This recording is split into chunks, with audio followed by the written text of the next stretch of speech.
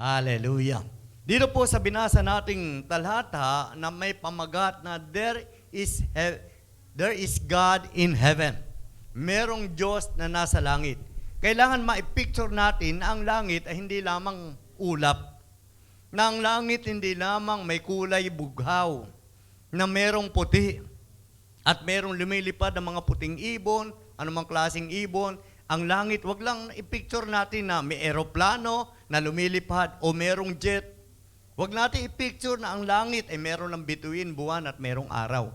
Dapat i-picture natin sa ating mind, there is God in heaven. Merong Diyos sa langit. Hindi po pwede ang isang kaharian ay walang hari.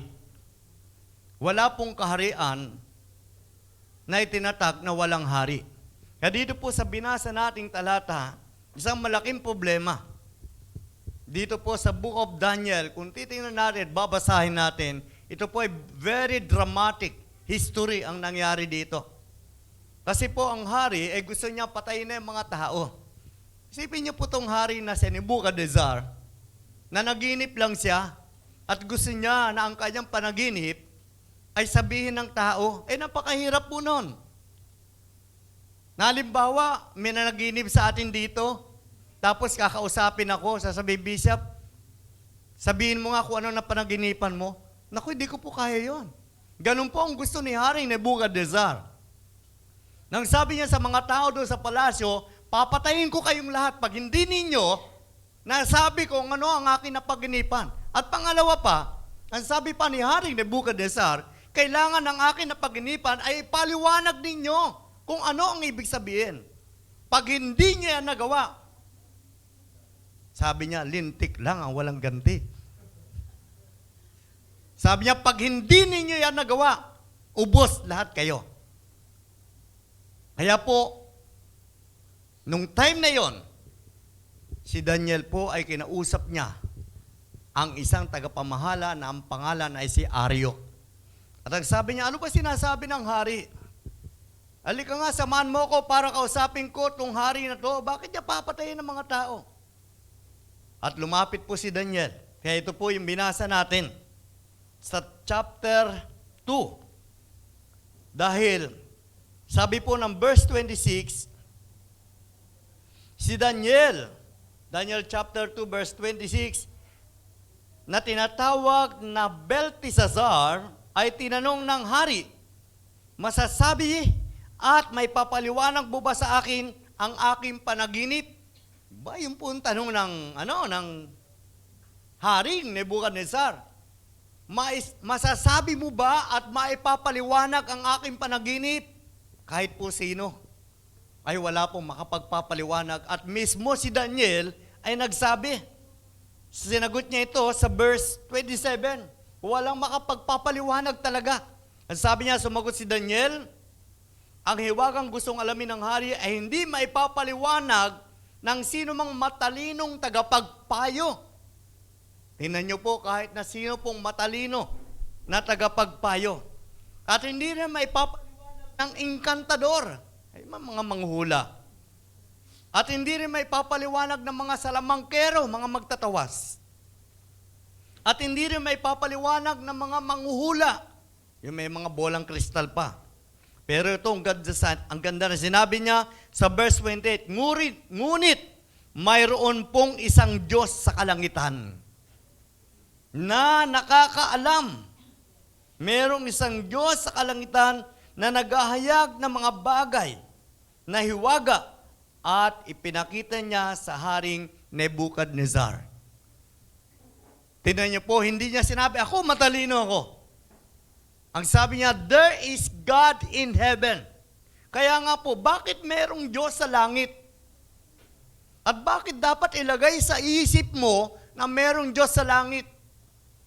Alam niyo po, kaya dapat ilagay ng tao sa isip niya na merong Diyos sa langit na nakakaalam ng buhay niya. Amen? Merong Diyos sa langit na pwedeng magbigay ng solusyon sa hinaharap mong problema. Merong Diyos sa langit na pwedeng tumulong sa iyo sa panahon na ikaw dapang-dapa na. Sa panahon na ikaw nanlulupaypay. Sa panahon na ikaw ay maraming kabigatan, there is God in heaven. Amen? And higit sa lahat, there is God in heaven para iligtas po tayo. Amen? Kaya walang salamangkero, walang manghuhula, walang engkantador, walang sino mang matalinong tao na pwedeng magpahayag ng mga sikreto. Ito pong nangyari sa hari na ito. Kaya tingnan niyo po, ano po ba nangyari pagkatapos doon? Pinaliwanag po ni Daniel. Kasi si Daniel ay ginagamit lamang ng Panginoon. At ano ang paliwanag ni Daniel? Ano ang naging panaginip? Sabing ganoon, mahal na hari, verse 29, ang panaginip ninyo ay tungkol sa mangyayari sa hinaharap at ipinapaalam ito sa inyo ng Diyos na nakakaalam ng lahat ng hiwaga. So there is God in heaven para ipaalam ang mga mangyayari. Kung sa bansang Pilipinas, hindi natin alam kung ano mangyayari sa susunod na halalan, sasabihin natin, BBM ako. No? Sasabihin natin, Lenny ako. No? Kailangan itong manalo, wag yan si Lenny. Kapatid, only God knows.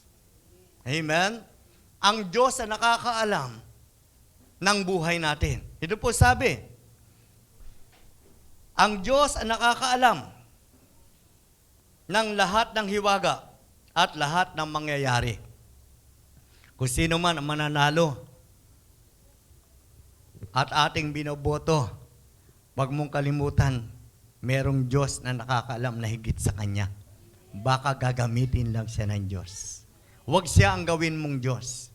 Amen? There is God in heaven. Isa lang ang dapat gawin mong Diyos.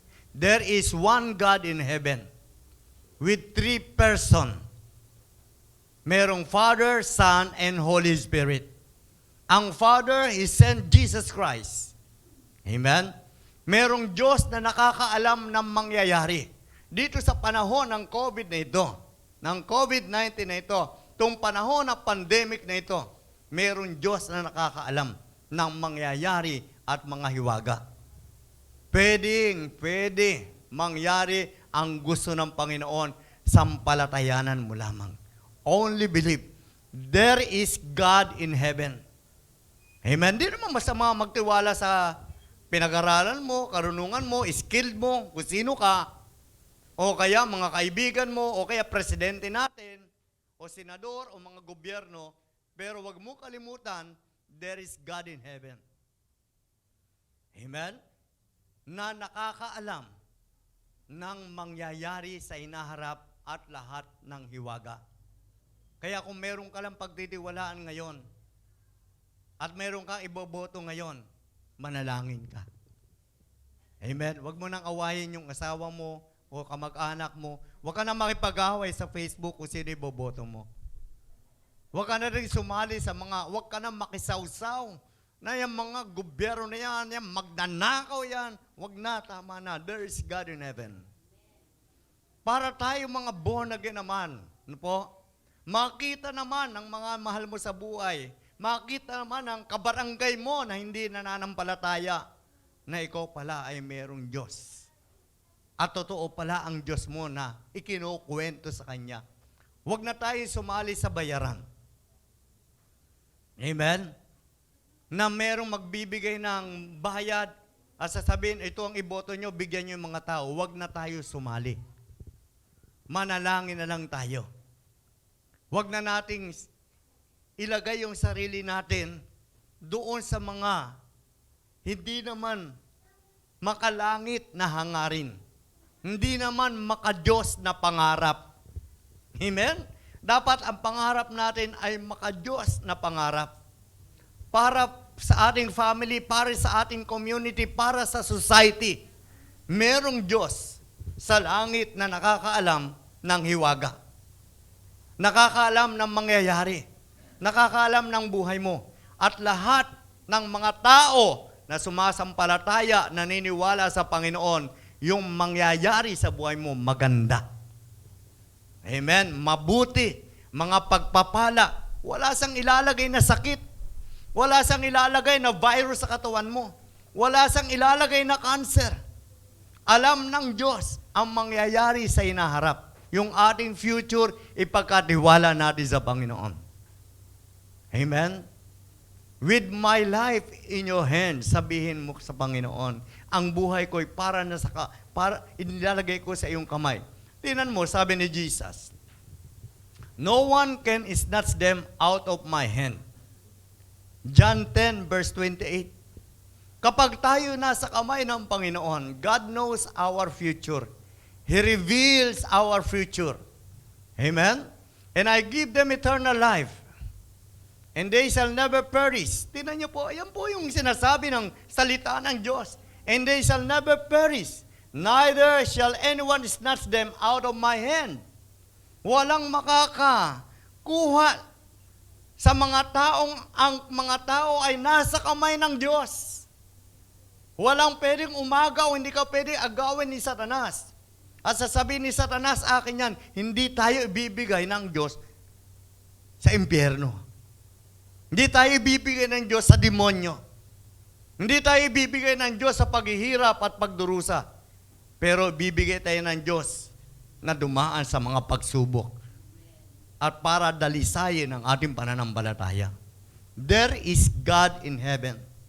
Kapag ikaw ay may problema, kapag ikaw ay mayroong kabigatan, kapag ikaw ay nag-iisa na lang at naglalakad ka at parang wala nang patutunguhan, alalahanin mo ang sabi ng Daniel chapter 2, verse 27 and 28, there is God in heaven. Amen? Sino pa ang makakatalo sa Diyos? Ang pag-ibig niya ay from everlasting to everlasting. Ang kapangyarihan ng Diyos is from everlasting to everlasting. Ang kaharian ng Diyos is from everlasting to everlasting. Kanino pa? The power, the kingdom, the love of God is from everlasting to everlasting.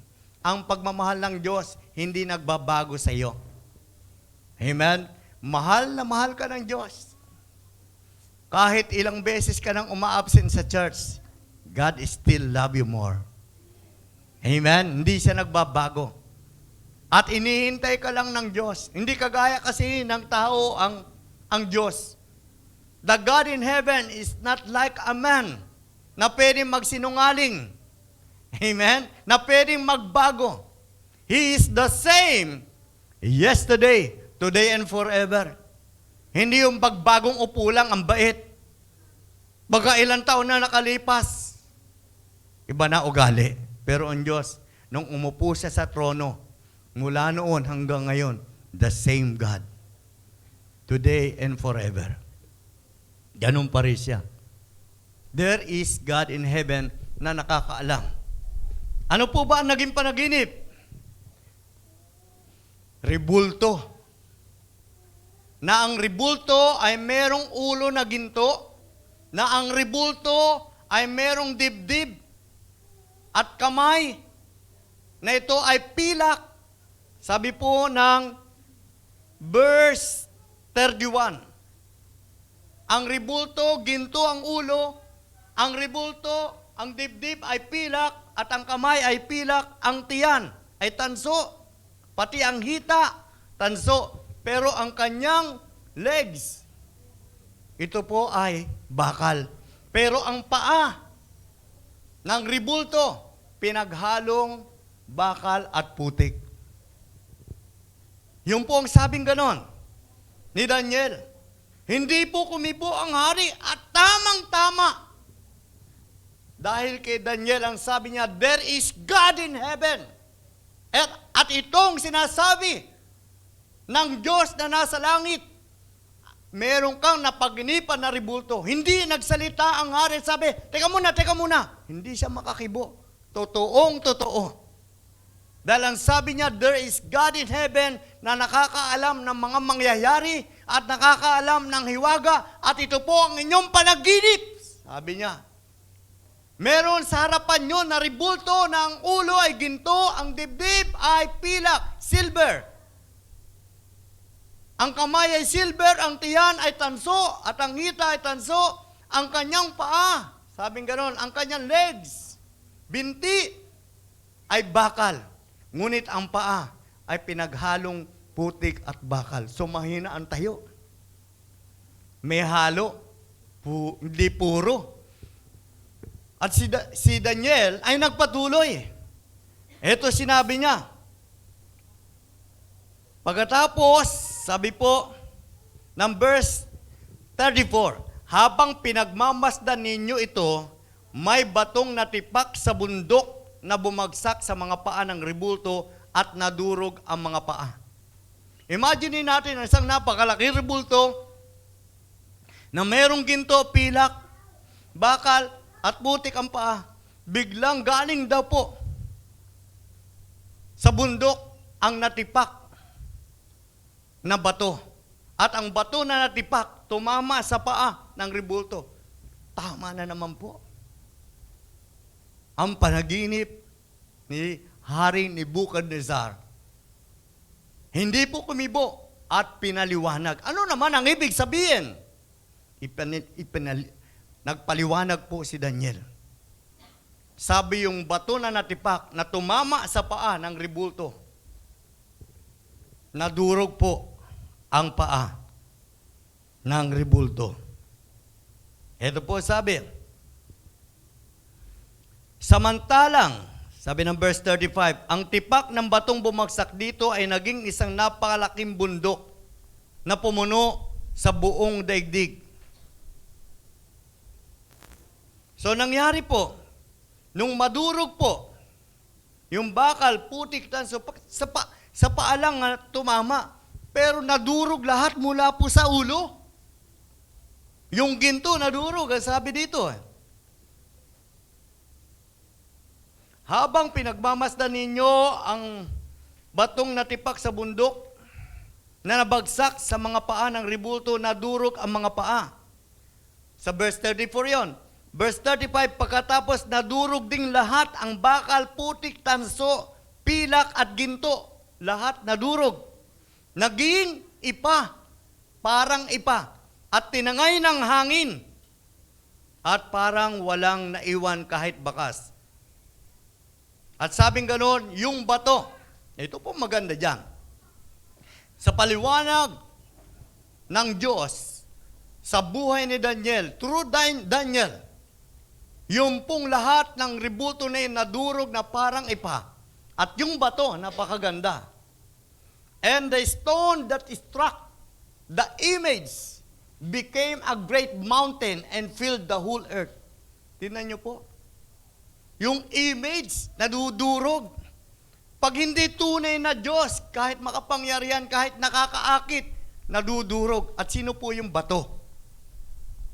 Tingnan natin sa 1 Peter chapter 2, verse 6 hanggang 8.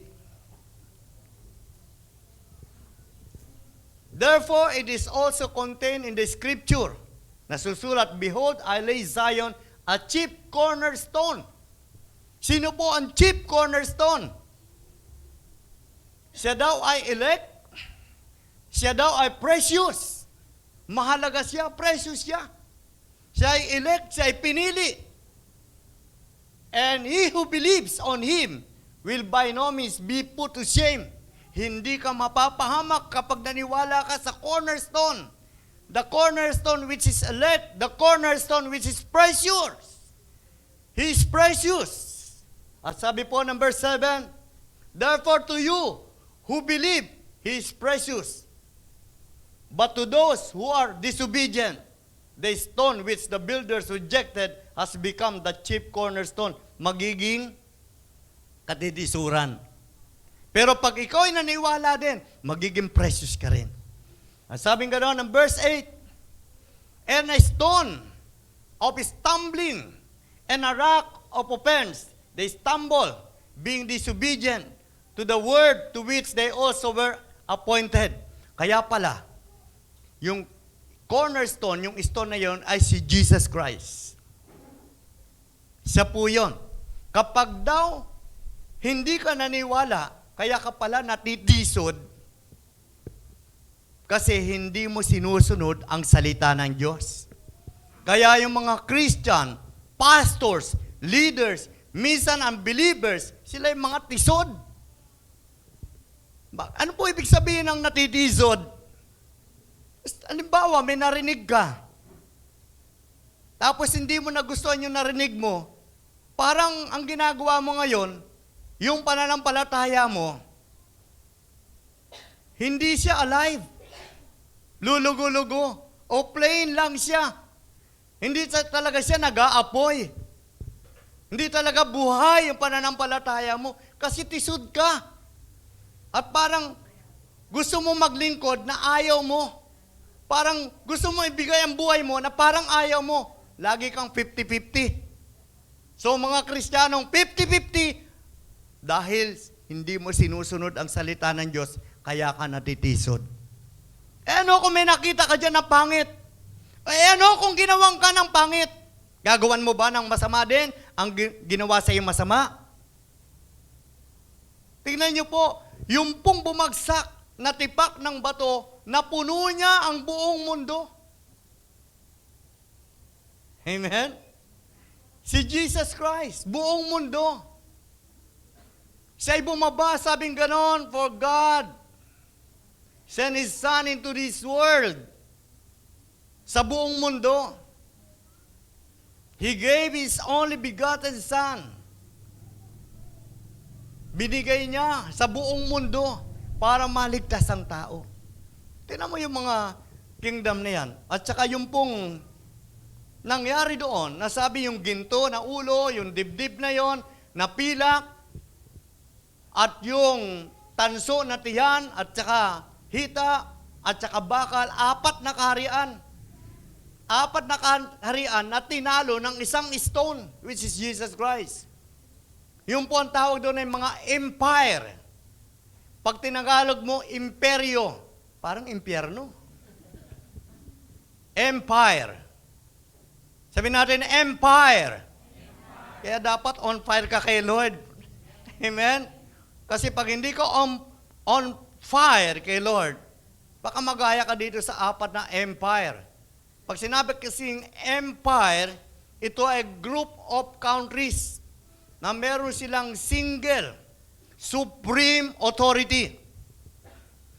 Kagaya po ng WHO, sila ay empire. Meron silang single supreme authority. Nasasakop niya ang lahat ng bansa sa yung single supreme authority. Pag sinabi ng WHO, face mask, face shield, social distancing, bakuna. Gawa naman tayo, sunod naman tayo. Dahil di ko natatrabaho, bakuna ka. Empire po ang tawag doon.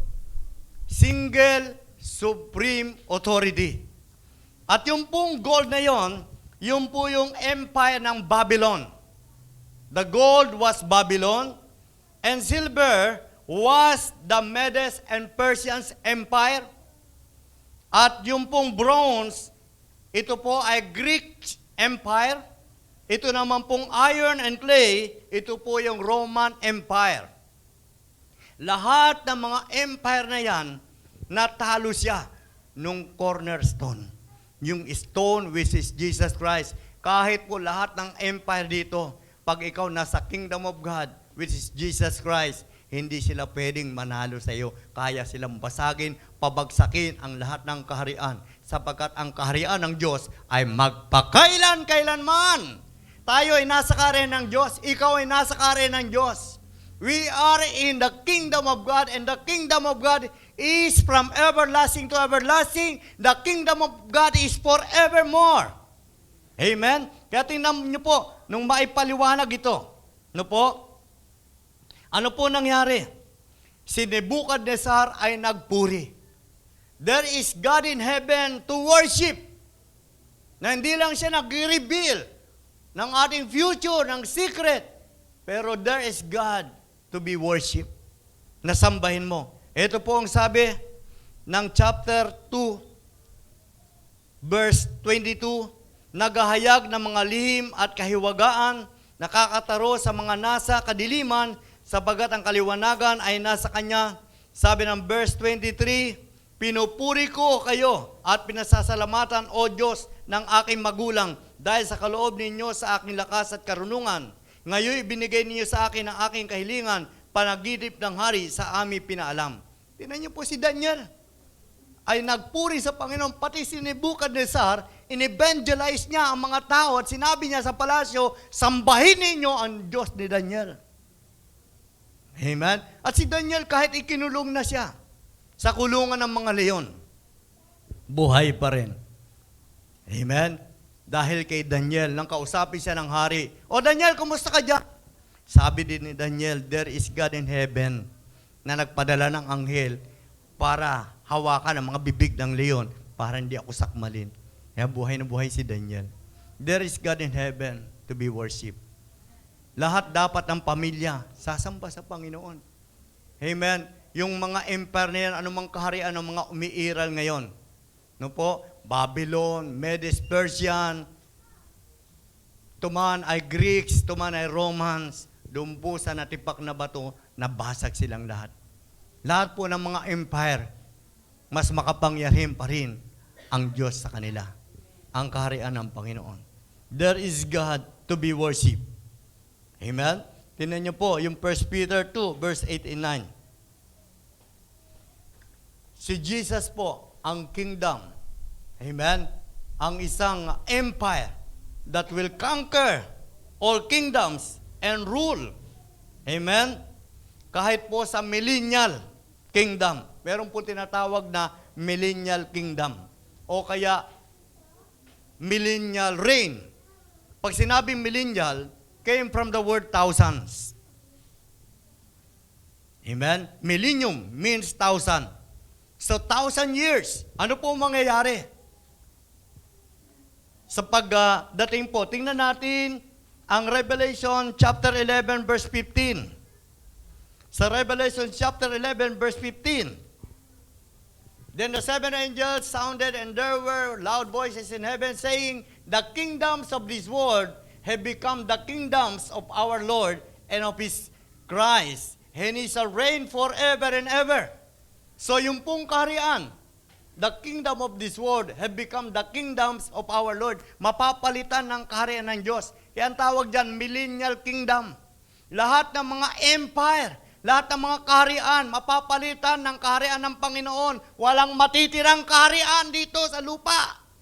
Ang tawag dyan ay millennial kingdom, kundi ang kaharian ng Diyos. At darating yan. Paano kung hindi ka sumasamba sa Panginoon? Hindi ka naglilingkod sa Diyos? Paano kung tatamad-tabad ka at dumating na yan, millennial kingdom? Ang pag-asa mo pa rin, kung sino uupo, yan pa rin ang laman, mga Kristiyano, mga born again, mga pastor. There is a millennial kingdom. Hindi lang ang darating na kingdom na ngayon ay 2022 na Mayo. Iba yung kaharian na yan. Matatanggal pa rin yan. Huwag natin kalimutan ang millennial kingdom. Ang sabing ganon, lahat, the kingdoms of this world. Kaya sinabing kingdoms, iba't iba yan. Babylon, Medes, Persian, Greeks, Roman, may mga French pa nga eh. May mga British Empire pa rin. Lahat po nang yan, sabing ganon, have become the kingdoms of our Lord and of His Christ, and He shall reign forever and ever. Amen? Kaya nga na-feel yung buong mundo ng isang tibak na bato, which is Jesus Christ, the chief cornerstone. Amen?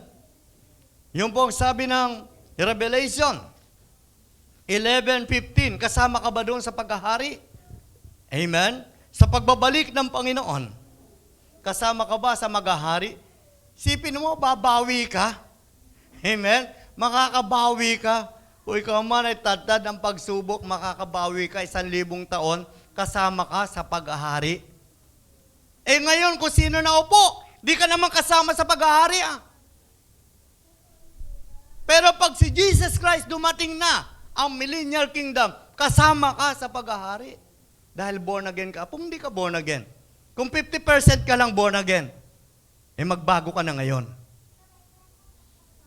Amen? kailangan mo na simulan.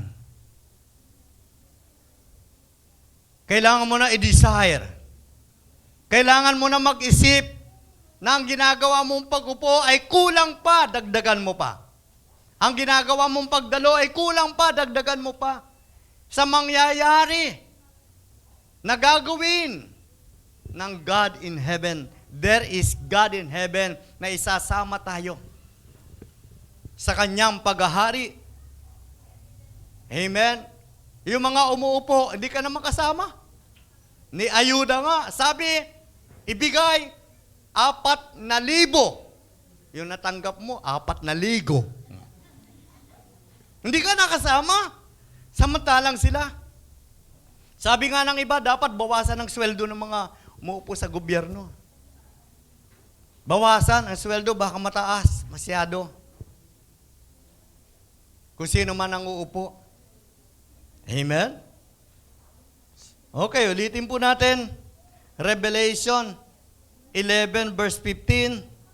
Pagkatapos ay hinipa na ikapitong anghel ang kanyang trompeta sa langit at may malalakas na tinig na nagsabi, ang paghahari sa sinlibutan ay paghahari na ngayon ng ating Panginoon at ng kanyang Kristo. Maghahari siya magpakailanman. Tingnan niyo po, forever. Hindi lang yon. Sa chapter 19, hindi mo sasambayin ng Diyos. Titipirin mo pa pagsamba mo sa Diyos, titipirin mo pa ang oras. Tingnan mo sa Revelation 19, verse 11. Ito, napakaganda nito. May kabayo pa dito yata eh. Sa verse 11 hanggang 16. Pagkaraan nito'y nabuksan ang langit at nakita ko ang isang kabayong puti. Ang sakay nito'y tinatawag na tapat at totoo. Faithful and true ang nakasakay sa kabayong puti. Nabuksan ang langit. Meron nakasakay. At ang nakasakay, siya ay tinawag na faithful and true. At sabi nga doon, ng susunod na verse, sapagkat matuwid siyang umahatol at makipagdigma. Matuwid na umahatol at makipagdigma. Judge pala siya. Hahatulan niya yung mga hindi tapat kasi siya ay tapat. Parang nagliliyab na apoy ang kanyang mga mata at sa kanyang ulo ay mayroong maraming korona. Nakasulat sa kanya ang isang pangalan niya na siya lamang ang nakakaalam ng kahulugan. Tingnan niyo po, siya lang ang nakakaalam ng kahulugan. Basang-basa sa dugo ang kanyang kasuutan at ang tawag sa kanya ay salita ng Diyos. Tingnan mo si Jesus Christ ito. Basang-basa ng dugo ang kanyang kasuutan, nire-reveal pa yung mga nakaraan na siya nga ay basang-basa ng dugo doon sa krus. At ang tawag sa kanya ay salita ng Diyos.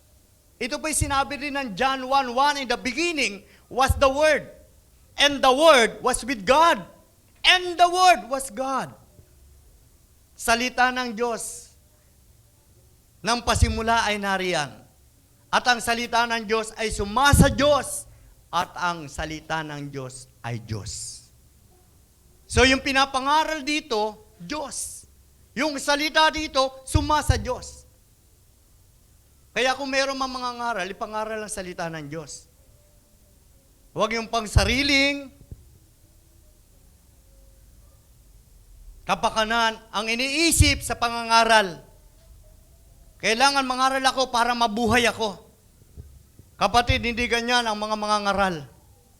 Bagamat karapatan ng mga mangangaral ang tumanggap ng bayad sa kanyang mga tinuturuan. Kaya nga sabi ng salita ng Diyos, mahirap ba naman sa inyo na kami ay bigyan ninyo, kami nangangaral, sabi ni Apostol Pablo. Dapat lang kayo magbahagi sa amin. Kasi kami ay nagtuturo sa inyo ng salita ng Diyos, nag-aasik din kami ng binhi sa inyo. Pero hindi namin ginamit ang karapatang iyon. Pero hindi kami nawala ng karapatan. Kahit hindi kami binibigyan ng karapatan. sapagkat para maipagpatuloy lang ang pangangaral ng salita ng Diyos. Amen? Bagamat karapatan namin na tanggapin ang mga binibigay nyo, sabi niya sa mga taga-Korinto, pero hindi namin ginagamit ang karapatang ito.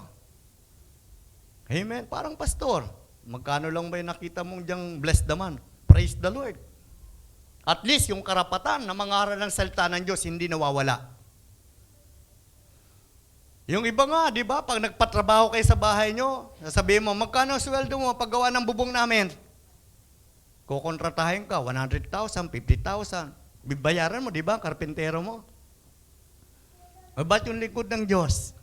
Bagamat may karapatang tumanggap, hindi po ginagamit ni Apostol Pablo ang karapatan. Dapat ganun po ang pangangaral. Hindi dahil sa pagkainggit, kaya ka lang nangangaral. Dahil naiinggit ka, may masama ka pang hangarin. Amen? Kaya tayo, maglingkod tayo. Karapatan mo na yan. At isang araw, ito na mararanasan mo dahil tapat ang tumawag sa iyo, maging tapat ka rin sa paglilingkod. Meron man tinatanggap o hindi. Bahala na sila kung di sila magbigay. Pero yung karapatang ipangaral ang magandang balita, itutuloy natin. At hindi natin gagawing dahilan. Ayoko na mangaral kasi konti lang nagbibigay. Hindi po pwedeng mahadlangan ang pangangaral ng magandang balita. Kahit yung karapatan na tumanggap ay mawala. Nandiyan pa rin ang karapatan para mangaral, para wag mahadlangan ang pangangaral ng salita ng Diyos. Amen? Kaya kapag ang mga misyonary pumupunta sa mission, at pag dumating sa bahay, kumustahin nyo lang at sabihin nyo, salamat sa Diyos, dumating na kayo. Hindi yung pag dumating mga misyonary, ay, nandiyan na yung mga nagpasasa, nagpakasara.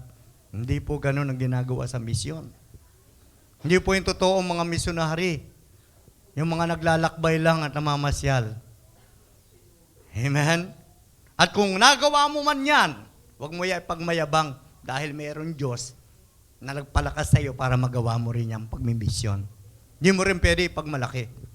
Hindi mo rin pwedeng gawing lisensya o gawing authority para ikaw naman ibila ng kotse, ibila ng bahay, bigyan ng pera. Hindi rin po. Merong Diyos sa langit na nakakaalam ng ginagawa mo at alam niya kung kailan mo kailangan ang mga pangailangan mo. Amen? Palakpakan natin ang Panginoon. Hindi ka pa ba sasamba sa Panginoon? Okay, tuloy po natin. Ang tawag sa Kanya ay salita ng Diyos. Nakasakay sa kabayong puti. Siya ay faithful and true. Yan po yung millennial kingdom. Kasama tayo dyan. Habang siya'y nakasakay sa kabayong puti, umanap din tayo ng kabayong puti, sumakay din tayo. Ito po ang kasunod. Sumunod sa Kanya ang mga hukbo, sabi ng verse 14, Revelations 19, sumunod sa Kanya ang mga hukbo ng langit na nakadamit ng malinis at puting lino at nakasakay rin sa mga kabayong puti. Amen! Ano gusto mo, kabayong puti o idim? Amen. Biro mo, magkakaroon ka rin ng kabayo. Naalala ko yung pastor doon sa isang probinsya, gusto ng kabayo. Sabi ng verse 15, may matalim na tabak na lumalabas sa kanyang bibig, na gagamitin niyang panlupig sa mga bansa. O yung mga empire, yung mga kingdoms, pababag sa kanya. Mamamahala siya sa mga ito sa pamagitan ng tungkod na bakal at paagusin mula sa pisaan ng ubas ang alak ng puot ng Diyos na makapangyarihan sa lahat. Nakasulat sa kanyang kasuotan at sa kanyang hita ang ganitong pangalan, Hari ng mga hari at Panginoon ng mga Panginoon. Amen? Yun po ang millennial kingdom. Kasama ka doon. There is God in heaven na isasama ka sa millennial kingdom, sa paghahari ng Panginoon. 1,000 taon. Amen? Ilang taon ka palang naglilingkod? Ilang taon ka palang sumasamba? 1,000 taon. Maghahari tayo. Ibig sabihin nun, wala na ang mga drug addict. Wala na ang mga mamamatay tao. Wala na ang mga corrupt. Kundi, malinis at matuwid na lang ang maghahari. Amen? So magpatuloy ka, kapatid. Nothing to worry about kung hanggang kailan natatagal ang buhay natin. Mahalaga yung pangako na yon sa mabuhay o mamatay. Basta masunurin ka at matapat. At nagmamahal ka na lubusan sa Panginoon, kasama ka doon sa millennial kingdom. Amen? Kasama ka sa paghahari. Paano bata pa po ako? Basta kasama ka.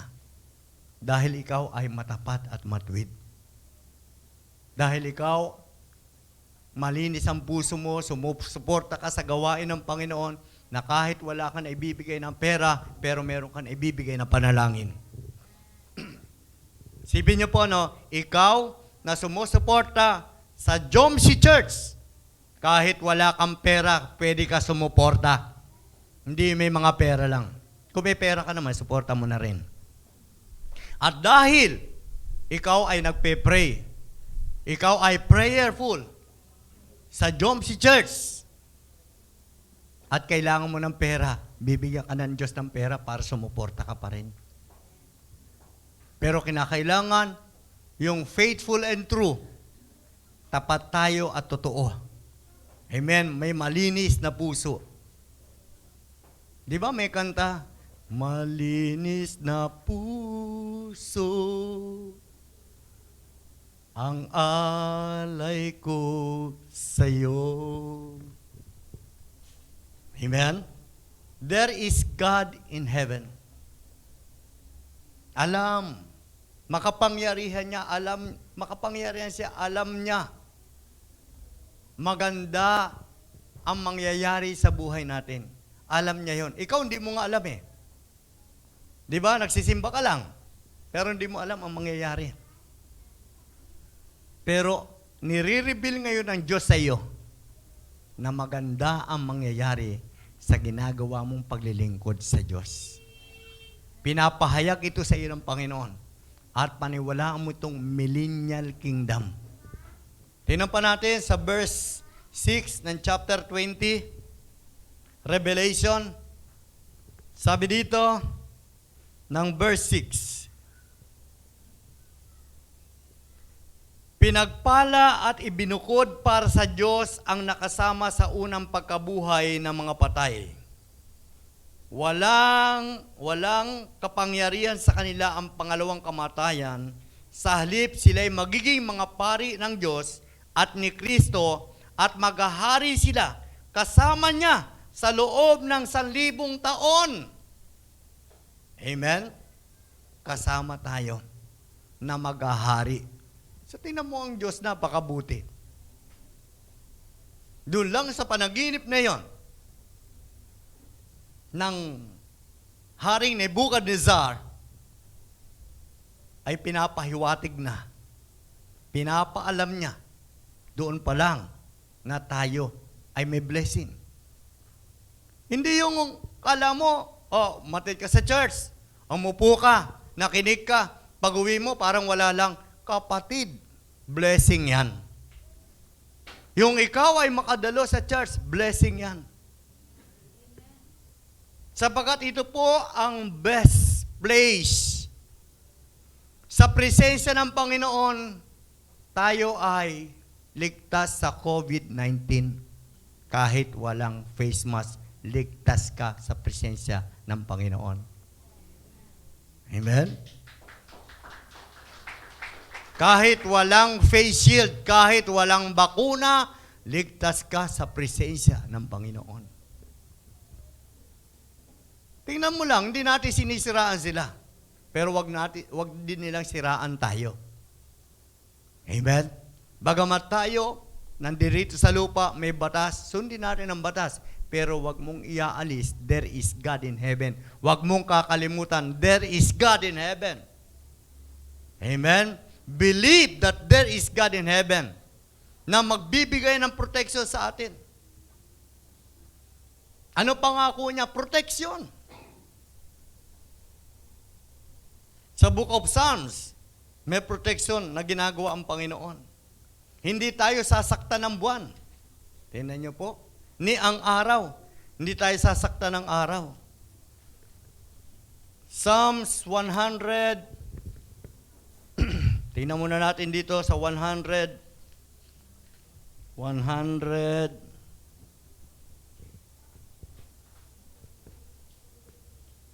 Chapter 100. 120. 1.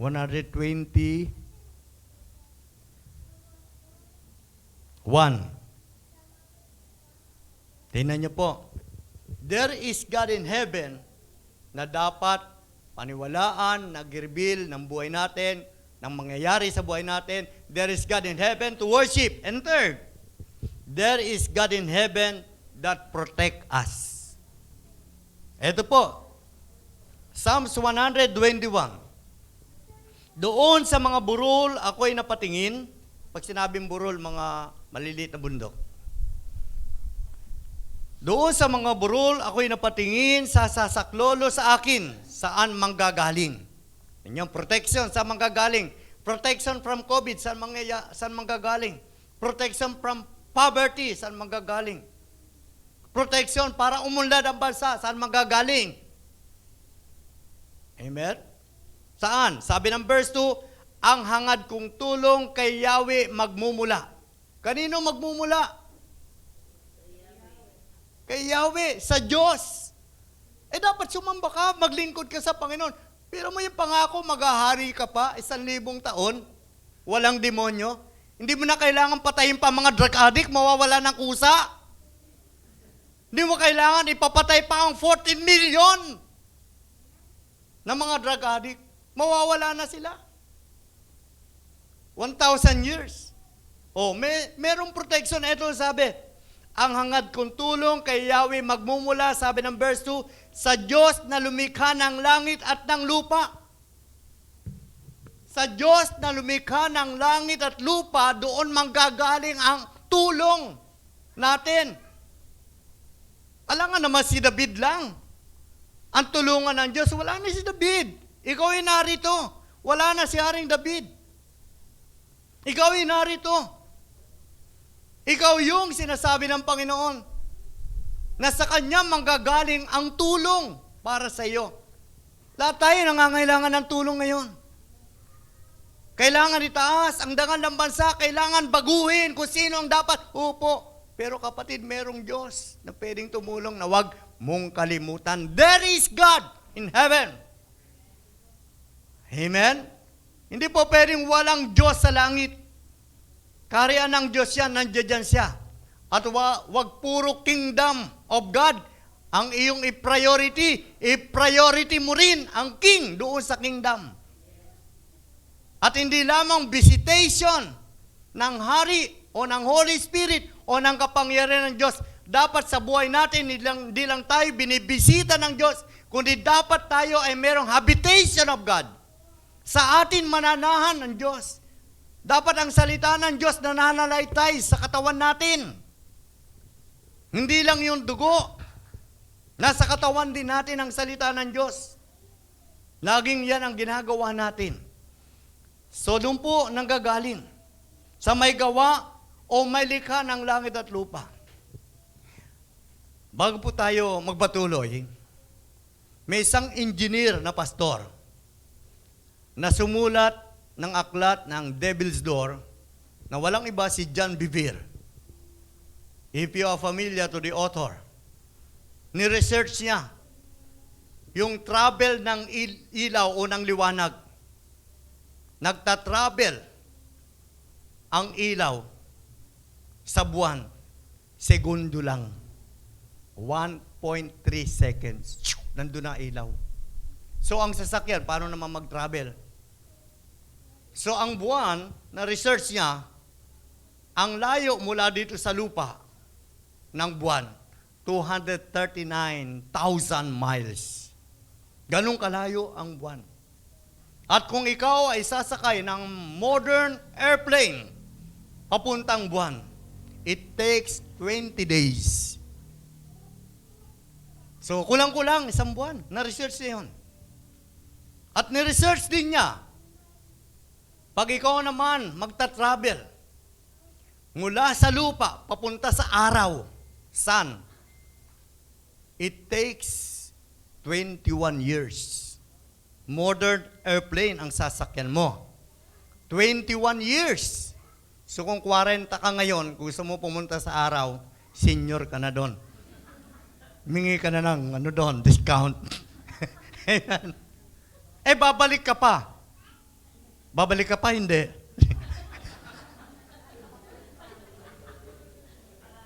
Ang sasakyan mo, modern airplane. Pero yung ilaw, magta-travel doon, 8 minutes and 3 seconds. Sabi ng author. Ni-research niya, engineer siya. Alam mo naman ang engineer eh. Pag ang engineer, magkukwenta ng square meter, imumultiply niya muna yung meter. 8 meters by 6 meters, mumultiply niya ang equivalent square meter na yon. Ngayon, kung ikaw naman ang gagamitin mong sasakyan, papunta sa araw mula sa lupa, ay mga Land Cruiser, Range Rover, no? Mga magaganda sasakyan, 4-wheel, huwag ka na gumamit ng motor. Huwag ka na gumamit ng NMAX o i-click dyan. No? Kapag ikaw naman magda-travel mula sa lupa papuntang araw at ang gagamitin mo ay 4 wheels, it takes 200 years. Ganun po kalayo ang araw sa buwan. Mas malapit ang buwan kaysa sa araw. So, sino may likha niyan? Bakit ang layo ng araw? Amen? Ibig sabihin ba para ano? Para mabuhay tayo kasi maraming tao dito sa mundo na nabubuhay. So tuloy po natin.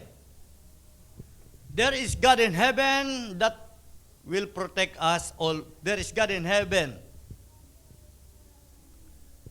na siyang magbibigay ng saklolo kahit sa anumang panahon, anumang oras, saan mang lugar. Saan ka man naroon, nandun ang saklolo ng Diyos. Sabi ng verse 3, Psalms 121, di niya ako hayaang mabuwal. Siya'y di natutulog, ako'y babantayan. Tingnan mong ginagawa ng Diyos. Magkaka-COVID ka pa ba niyan? Kahit wala kang face mask, may magbabantay sa'yo. Sabi, ang nagbabantay ay hindi natutulog. Security nga natutulog eh.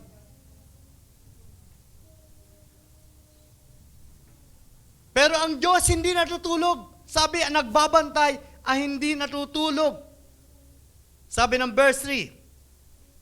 At sabing ganon, ang nagbabantay ay tagapagtanggol ng bayang Israel, hindi natutulog at palaging gising.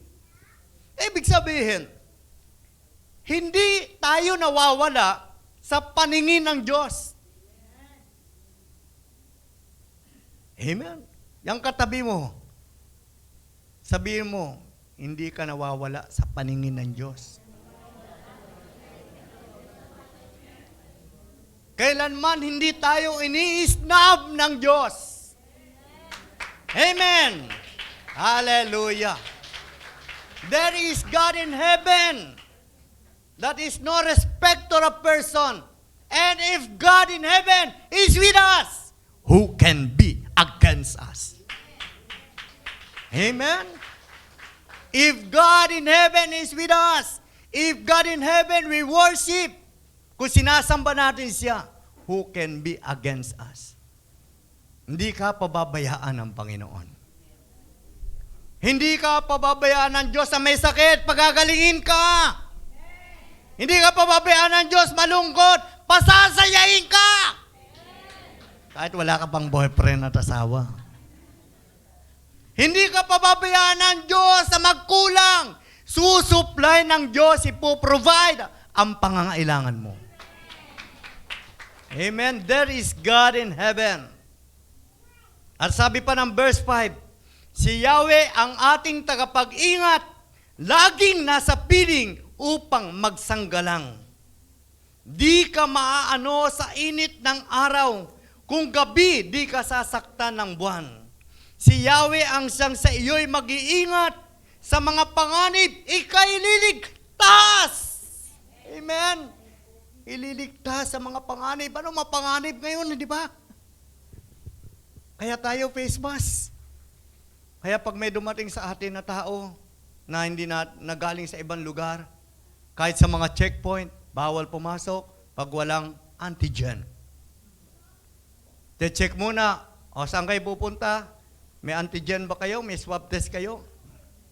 Kasi baka makahawa kayo. Pero tingnan mo, sabi ng Diyos, siya ang mag-iingat sa atin at magliligtas sa mga panganib. Amen? Si Yahweh ang siyang sa iyo'y mag-iingat, sabi ng verse 8, saan man naroon, ika'y iingatan. O saan ka man naroon, ikaw iingatan. Hindi tayo yung pagka nandiyan si COVID, tayo lumuluhod. Dapat si COVID ang lumuhod sa iyo. Dahil nasa iyo ang Diyos. You are the temple of the Holy Spirit. You are the temple of God.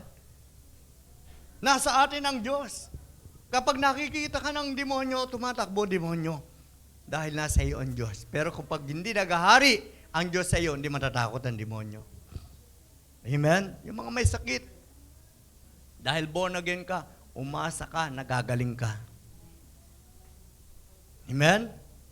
Yung mga nagkukulang, umasa ka na hindi ka magkukulang. There is God in heaven. Kahit kailan, tinan mo, hindi ka maaano kahit kailan. Kaya nga, pagka may mga pinapabless na bahay, pinapabless na sasakyan, ang declaration natin, 0 accident. Ba't ka mahihiya? Ba't ka ma-intimidate? Ba't hindi mo i-declare, hindi mo ipopronounce na 0 accident yung sasakyan na bine-bless? Ba't di mo di-declare na ang katawan forever blessed, healthy and good? Ba't di mo di-declare yung bangko mo, yung wallet mo, laging puno? Amen. There is God in heaven. Kaya nga po,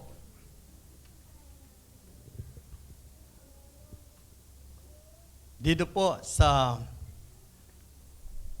binasa natin text sa Daniel, sa verse 32, sabi po dito,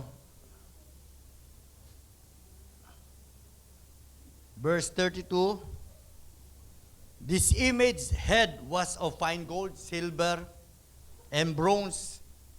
Ito pong lahat na ito na panaginip, bumagsak ito. Amen? Kung meron man mga Diyos-Diyosan pa rin sa buhay natin, o kaya sa bansa natin, kayang pabagsakin ng Panginoon.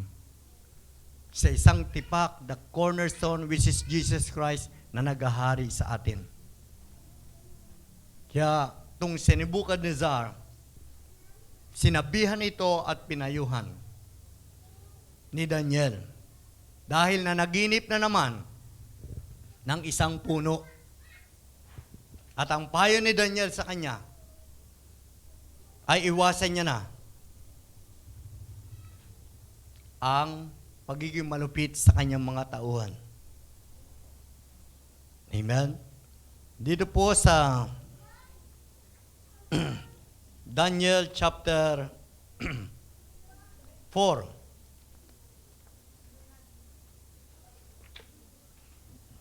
Daniel chapter 4.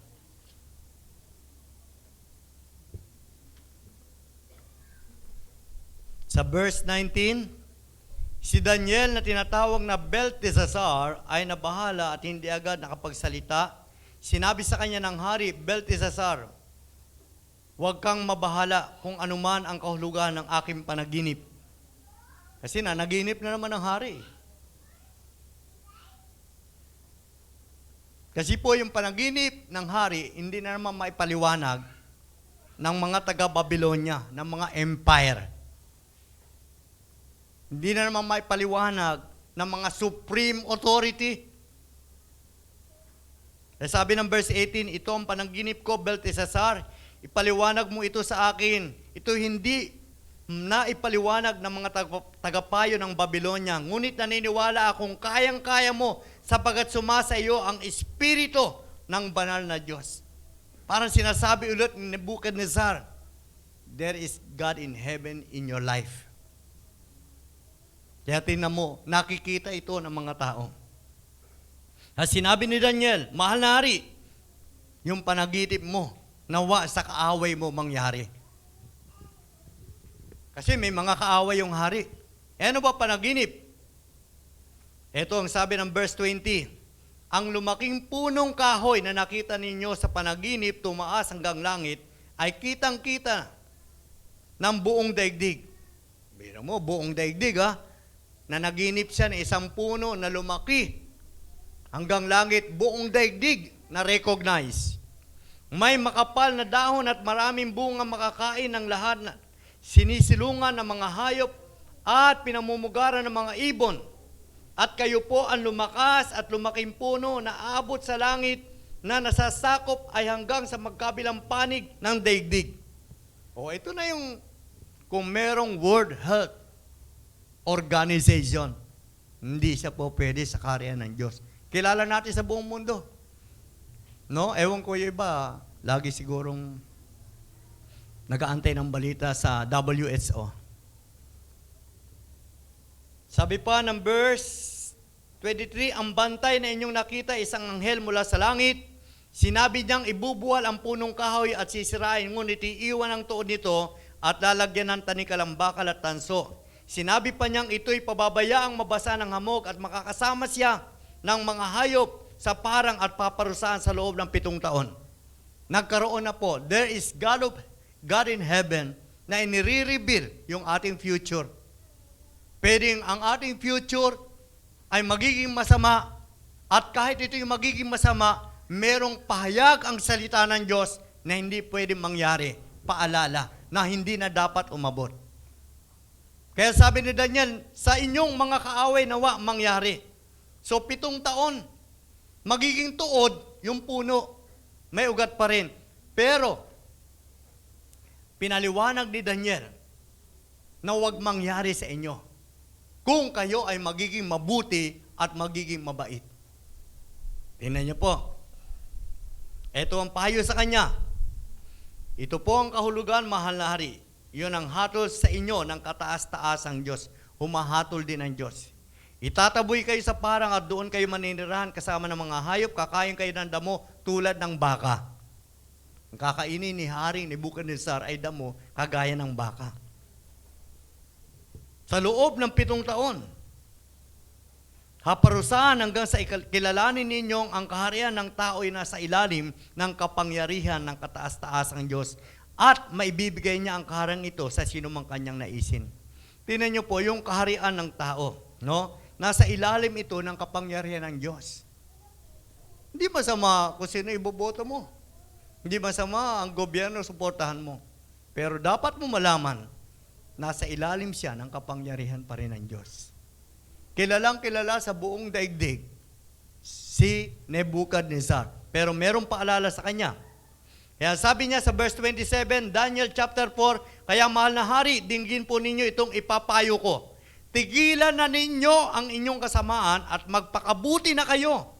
Huwag po kayong magiging malupit sa may hirap na mamamayan upang manatiling payapa ang inyong buhay. Ano ang payo? Merong ititigil yung kasamaan. Born again na tayo. Yung ugali natin, itigil na natin kung masama ugali natin. At born again na tayo, huwag tayong maging malupit sa mga taong mas nakakababa sa atin para magkaroon ng kapayapaan ng ating buhay. So, nangyari nga ito. Pagkalipas po ng 12 months, ano ang ginawa ni Nebuchadnezzar? Ginawa ba niya? Tinupad pa niya, magiging mabait na ba siya? Titigil niya ba ang pagiging masama? Titigil niya ba ang pagiging malupit sa mga tao mas nakakababa sa kanya? Di ba may mga tao sa buhay mo na mas mababa sa tingin mo? Tingin mo mas angat ka. At diba minsan nakakaranas tayo tingin sa atin mababa tayo. Pero ikaw minsan tingin mo mas mataas ka. Pero tigil mo na yan. Kung ang tingin mo mas mataas ka sa iba, at minsan nagiging malupit ka sa mga walang-wala, tigil mo na yan. Kung ikaw ay born again. Amen? Yan ang payo niya. Huwag ka nang maglupit. Huwag ka nang maging malupit para magkaroon ng kapayapaan ang iyong buhay. Kaya kung hindi ka titigil sa kasamaan, walang kapayapaan ang buhay mo. Kung hindi ka magpapakabuti, walang kapayapaan ang buhay mo. Pag uwi mo pa rin ng bahay, dating kawi pa rin, cellphone, gadget, ML, COD, minsan, nanonood pa ng mga bold, no? Sa mga cellphone. Natutulog ka na, imbes na itulog mo, pinupuyat mo pa sarili mo sa cellphone. Sa mga movie, marathon. Amen? Isa rin niya sa dapat kontrolin mo sarili mo. Para naman di ka naman magkaroon ng kaguluhan kundi kapayapaan. So nangyari, sabi ng verse 29, lumipas ang 12 buwan mula nang ipaliwanag ni Daniel ang panaginip. At ito po nangyari. Minsan namamasyal ang hari sa hardin, sa bubong ng kanyang palasyo sa Babylonia. Sinabi niya, talagang dakila na ang Babylonia. Ba? Sipin mo. Parang magsasabi, oh, ganda na ngayon, Dolomites na. No? Ba, dati ano yan? Dati walang tulay dyan. Ako nagpagawa niyan, tulay na yan. Dati walang walang train. Dati walang mga ospital. Dati walang mga paralan. Parang ganun po. Yung ginagawa ng tao, parang ginagaya rin nila si Nebuchadnezzar. Sabi niya, talagang dakila na ang Babylonia. Ako ang nagtatag nito upang maging pangunahing lungsod at naging sagisag ng aking karangalan at kapangyarihan. Hindi pa siya natatapos sa pagsasalita ng isang tinig mula sa langit ang nagsabi, Haring Nebuchadnezzar, pakinggan mo ito, aalisin na sa iyo ang kaharian. Pagtatabuyan ka sa parang. Doon na siya sa damuhan. At doon maninirahan kasama ang mga hayop. Kakain ka ng damo tulad ng baka, 7 taon kang mananatili sa gayong kalagayan hanggang sa kilalanin mong nasa ilalim ng kapangyarihan ng kataas-taasang Diyos ang kaharian ng mga tao. At maaari niyang ibigay ito kanino man niya naisin. Nangyari nga agad kay Nebuchadnezzar ang sinabi ng tinig. Kumain siya ng damo sa loob ng 7 taon. Pero nanumbalik siya. Yun naman ang maganda.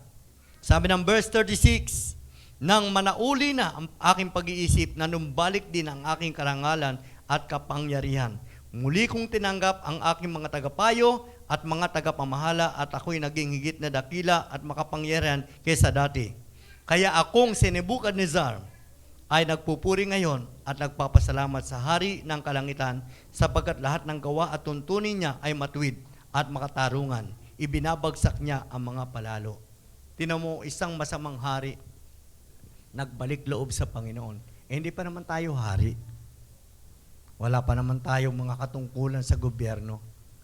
Tayo ay mga born again.